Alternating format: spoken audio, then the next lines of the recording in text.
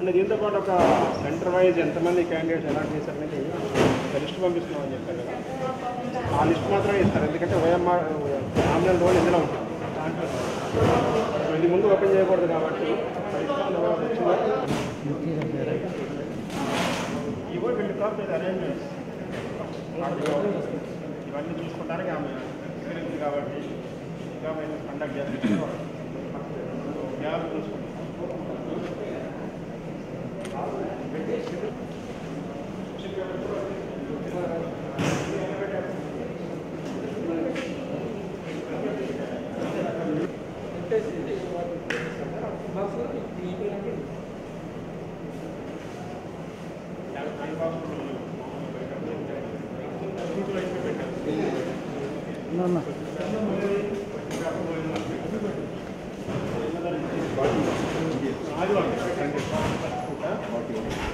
Longest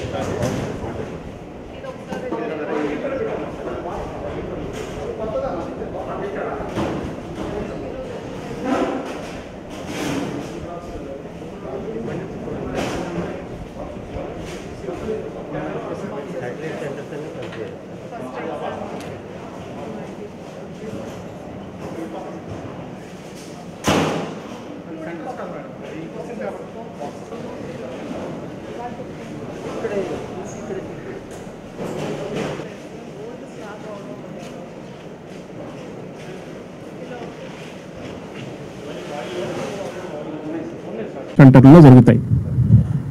అభ్యర్థుల సౌకర్యం కోసం ఏం చేసామంటే ఈసారి 5 క్లస్టర్స్గా విభజించాం సెంటర్స్ని.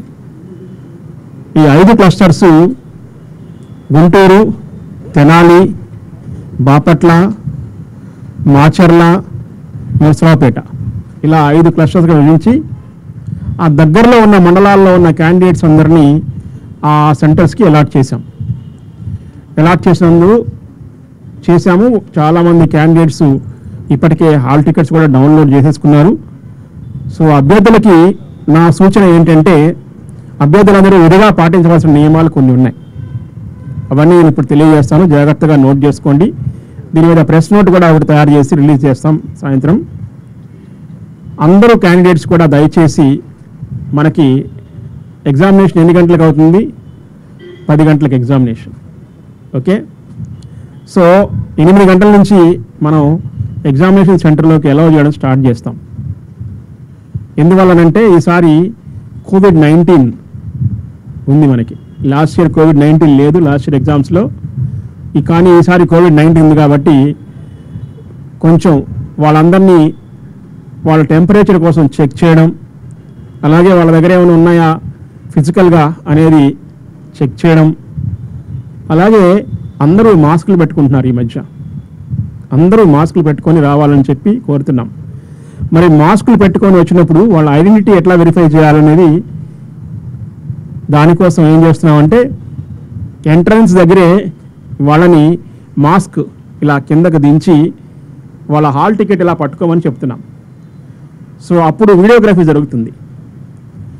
అంటే ఐడెంటిటీ కార్డ్ ఒకటి క్యారీ చేయాలి వాళ్ళు, అలాగే హాల్ టికెట్ క్యారీ చేయాలి. హాల్ టికెట్లో ఉన్న ఫోటో తను ఒకళ్ళే అయి ఉండాలని చెప్పి ప్రూఫ్ కోసం ప్రతి క్యాండిడేట్ అలా హాల్ టికెట్ ఇలా చూపించి మాస్క్ తీసి నుంచున్నప్పుడు వీడియోగ్రఫీ చేస్తాం. ఇది కొంచెం టైం తీసుకుంటుంది కాబట్టి క్యాండిడేట్స్ అందరూ కూడా 2 గంటల ముందుగానే ఎగ్జామినేషన్ సెంటర్స్కి చేరుకుంటే కనుక ఇది కొంచెం సులభతరం అవుతుంది. అందరికి కూడా 10 గంటల లోపు వాళ్ళ స్థానాల్లో కూర్చోడానికి అవకాశం ఉంటుంది.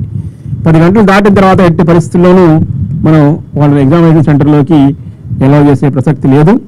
కాబట్టి అందరూ కూడా వాళ్ళంతటా వాళ్ళు వచ్చి టైంకి వచ్చి morning session 10 AM to 12:30 PM, afternoon session 2:30 to 5 PM. So 2.5 గంటల పాటు ఎగ్జామినేషన్ ఉంటుంది. రిపోర్టింగ్ టైం అనేది ఎట్ ద ఎంట్రీ గేట్, సెంటర్లో ఒక ఎంట్రీ గేట్ ఉంటుంది. ఆ ఎంట్రీ గేట్ దగ్గర 8 AM కల్లా రిపోర్ట్ చేస్తే కనుక 8 AM నుంచి మనం క్యాండిడేట్స్ని అడ్మిట్ చేసుకోవడం మొదలు పెడతాం లోపలికి. ఎగ్జామినేషన్ హాల్లోకి 9:15 AM లోపు వాళ్ళందరినీ అలౌ చేస్తాం. కాబట్టి మీరందరూ కూడా జాగ్రత్తగా తొందరగా చేరుకోండి. బయట నుంచి వచ్చే వాళ్ళ కోసం ఆర్టీసీ బస్టాండ్లో హెల్ప్ డెస్క్లు ఏర్పాటు చేసాం. అలాగే ఇంపార్టెంట్ జంక్షన్స్లో హెల్ప్ డెస్క్లు ఏర్పాటు చేస్తున్నాం. ఇంపార్టెంట్ జంక్షన్స్లో ఆ సెంటర్స్ ఎక్కడున్నాయి, ఎంత దూరంలో ఉందని చూపించే ఒక సైనేజెస్ బోర్డ్స్ కూడా ఏర్పాటు చేస్తున్నాం లాస్ట్ ఇయర్ లాగానే. ఇది మనం వాళ్ళ కోసం చేస్తున్న అరేంజ్మెంట్స్. కాకపోతే వాళ్ళు ఏం చేయాలంటే ఖచ్చితంగా ప్రతి వాళ్ళు మాస్క్ ధరించి రావాలి.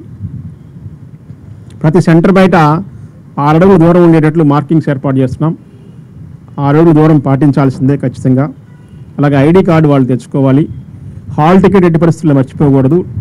హాల్ టికెట్లో ఉన్న ఫోటో ఏదైతే ఎగ్జామినేషన్కి అప్లై చేశారో ఆ ఫోటోని అతికి తీసుకొని రావాలి. అది ప్రింట్ చేసి వచ్చింది వాళ్ళకి. అలాగే శానిటైజర్ బాటిల్స్ కూడా వాళ్ళు క్యారీ చేసుకోవచ్చు వాళ్ళ జేబులలో. ఒక్కొక్క శానిటైజర్ బాటిల్ తెచ్చుకుంటే మంచిది. అలాగే పెన్ను, బ్లూ బాల్ పాయింట్ కానీ బ్లాక్ బాల్ పాయింట్ కానీ తీసుకొని రావాలి. బబ్లింగ్ చేయాల్సి ఉంటుంది వాళ్ళు. అలాగే వాటర్ బాటిల్స్ కూడా వాళ్ళు క్యారీ చేసుకోవచ్చు.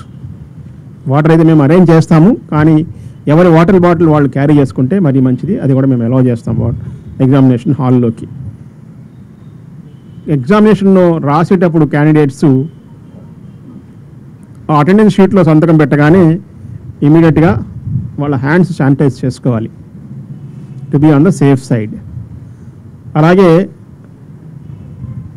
కాఫ్, కోల్డ్, ఫీవర్ వీళ్ళు ఉంటే, అలాగే వాళ్ళు ఒకవేళ పాజిటివ్ అయినా కూడా అసిమ్టమాటిక్ ఉంటే వాళ్ళందరినీ కూడా మనం ఎగ్జామినేషన్ రాయడానికి అనుమతిస్తున్నాం. ఒకవేళ కాఫ్, కోల్డ్, ఫీవర్ ఉన్నా కూడా వాళ్ళు ఎగ్జామినేషన్ రాయడానికి వస్తే మనం అనుమతిస్తాము.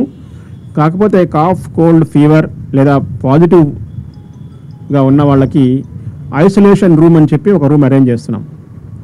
ఎంతమంది వస్తే అంతమందిని ఐసోలేషన్ రూమ్లో కూర్చోబెడతాము. ఐసోలేషన్ రూమ్లో సపరేట్గా ఉంటాయి అరేంజ్మెంట్స్.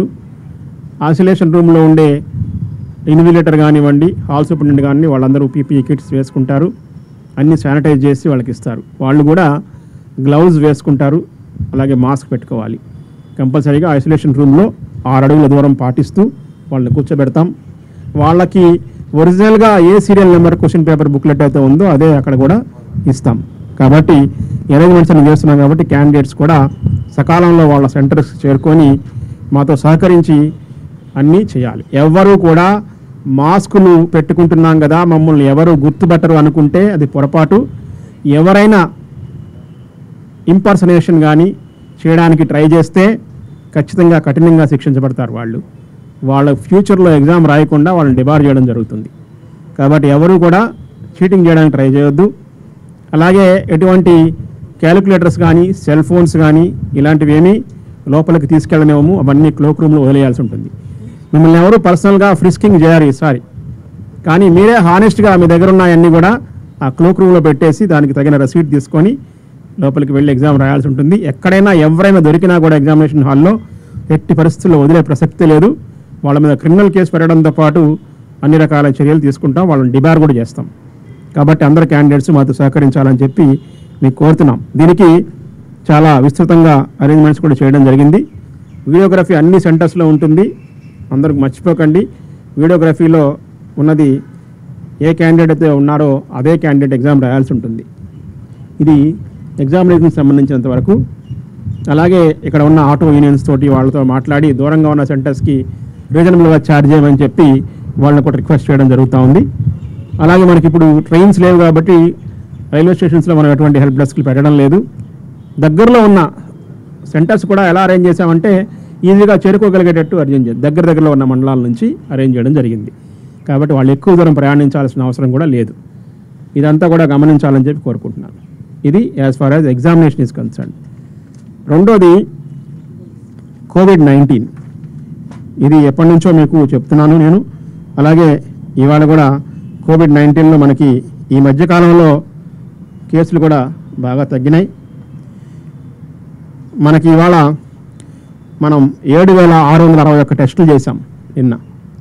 దానిలో మనకి 550 మంది మాత్రం పాజిటివ్గా వచ్చారు. అంటే పాజిటివిటీ రేటు 7.18% ఈరోజు. అంటే మనకి ఇప్పటి వరకు మొదట్లో 13% ఉన్నది, తర్వాత 11% తగ్గింది పాజిటివిటీ రేటు. ఈ మధ్యకాలంలో 10% తగ్గింది. ఇప్పుడు ఈ నెలలో ఇంకా తగ్గుతుందని చెప్పి మనం ఆశిస్తున్నాం. కానీ ఇలా తగ్గుతుందని చెప్పి ప్రజలెవరూ కూడా నిర్లక్ష్యంగా ఉండకుండా బయటికి వచ్చినప్పుడు కంపల్సరీగా మాస్క్ ధరించడం అనేది కంపల్సరీగా చేయాలి. మాస్కే కవచం అనే ఒక క్యాంపెయిన్ కూడా మనం టేకప్ చేశాం. మాస్కు ధరించు, కరోనాను తరిమి కొట్టు, ఇది ఒక స్లోగన్ తోటి మనం ముందుకెళ్తున్నాం. బయటకు వచ్చినప్పుడు ఖచ్చితంగా మాస్క్ ధరించాలి. అంతేకాకుండా ఇంట్లో కూడా ఏమైనా సిమ్టమ్స్ ఉంటే, దగ్గు జలుబు లాంటివి ఉంటే ఖచ్చితంగా మాస్క్ వేసుకొని ఇంట్లో కూడా ఉంటే మంచిది. మాస్కు కొంతమంది ఇక్కడ ఇక్కడ ఇలా పెట్టుకుంటున్నారు, ఇదొక ఫ్యాషన్ అయిపోయింది చాలామందికి. మాస్క్ ధరించే పద్ధతి ఇదేనా? కాదు, మాస్క్ ధరించాల్సిన పద్ధతి ఇది. కాబట్టి ప్రతి వాళ్ళు ముక్కు నోరు కవర్ చేసేటట్లు మాస్క్ ధరించాలి. మాస్క్ కిందకి ధరించే వాళ్ళు కళ్ళజోడు ఇక్కడ పెట్టుకున్నట్టు అర్థం. ఇక్కడ పెట్టుకుంటే కనబడుతుందా? అది దాంతో సమానం. కాబట్టి మాస్క్ని సక్రమంగా ధరించండి, మిమ్మల్ని రక్షించుకోండి, మీ తోటి వాళ్ళని రక్షించండి.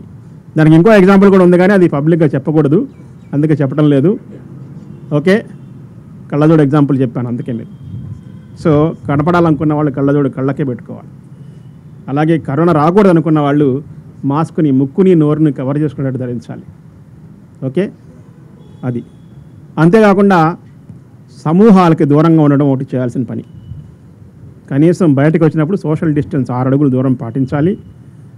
అలాగే శానిటైజ్ చేసుకోవాలి, అది కూడా మర్చిపోకూడదు.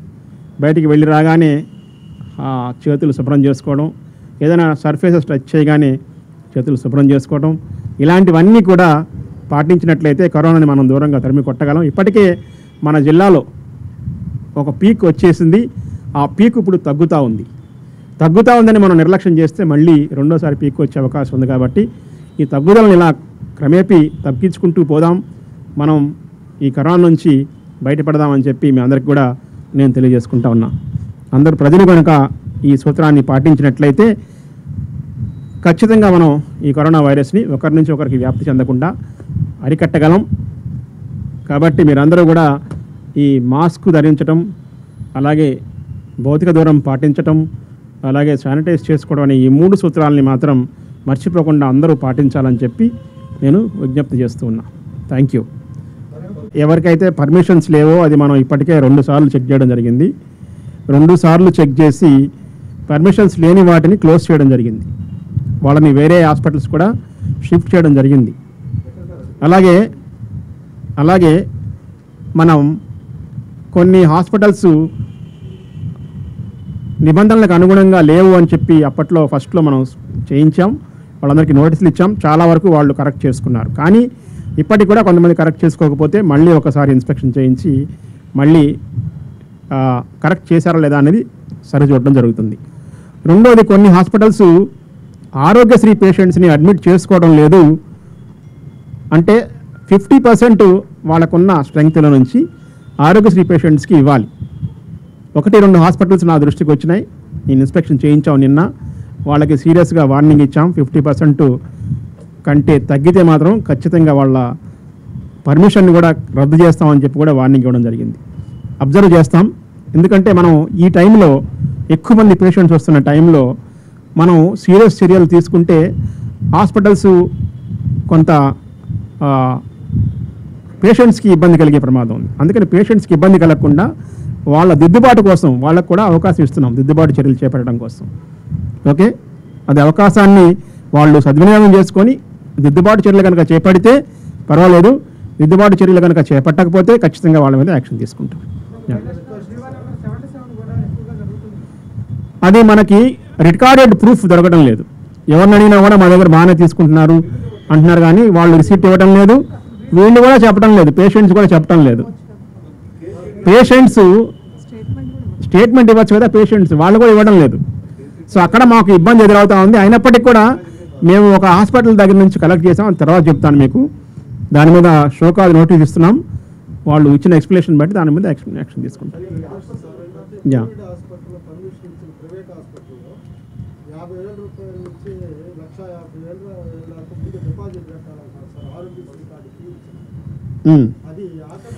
ఆరోగ్యశ్రీ కార్డు ఉన్న వాళ్ళ దగ్గర ఏం అడగట్లేదు, కానీ బయట వాళ్ళ దగ్గర అడుగుతున్నారని చెప్పి మాకు రిపోర్ట్ వచ్చింది. మేము పర్టికులర్గా ఆ హాస్పిటల్స్కే వెళ్ళి తహసీల్దార్ టీమ్స్ని పంపించి నిన్న ఇన్స్పెక్షన్ చేయించాం. అందులో 1-2 హాస్పిటల్స్ తప్ప మిగతా వాళ్ళు ఎవరు కలెక్ట్ చేయడం లేదని చెప్పి రిపోర్ట్ వచ్చింది. వాళ్ళ దగ్గర నుంచి కూడా ఎక్స్ప్లెనేషన్ అడుగుతున్నాం ఆ 1-2 హాస్పిటల్ దగ్గర నుంచి. మిగిలిన హాస్పిటల్స్ చాలా వరకు మనకి కంప్లై చేస్తున్నారు, మనకు జీవోఎంఎస్ నెంబర్ 77 ప్రకారం చేస్తున్నారు. ఇంకా ఎవరన్నా చేయడం లేదని మీకు పర్టికులర్గా ఉన్న ఒక ఎగ్జాంపుల్ ఉంటే చెప్పండి, దాన్ని కూడా ఇన్స్పెక్షన్ చేపిస్తాం. ఎవరు? లలిత హాస్పిటల్. ఓకే.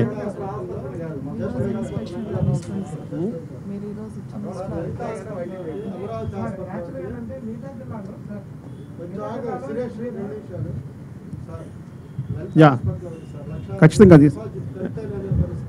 మన రాష్ట్రం కాదు, వేరే రాష్ట్రంలో ఒక మంత్రి, వైద్య ఆరోగ్య శాఖ మంత్రే అసెంబ్లీలోనే చెప్తున్నారు, వాళ్ళు ఇలా కలెక్ట్ చేస్తున్నారు, 4 సార్లు చెప్పాను, నేను ఏం చేయాలి అర్థం కావట్లేదని చెప్పి మన పక్క రాష్ట్రం మనకి అసెంబ్లీలోనే చెప్పారు ఆయన. సో ఇది జరుగుతూ ఉంది, కాదంటలేదు, నేను జరుగుతూ ఉంది. కానీ మనకి ప్రూఫ్స్ దొరికితే మాత్రం ఖచ్చితంగా వాళ్ళ మీద యాక్షన్ తీసుకుంటారు.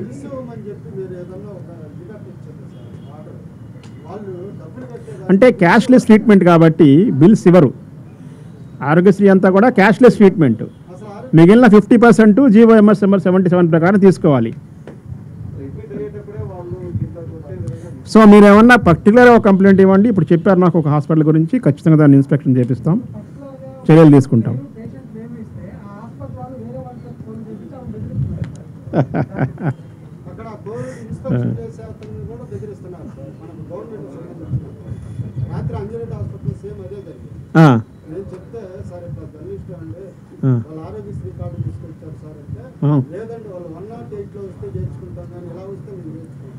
ఓకే, యాక్షన్ తీసుకుంటాం దాని మీద.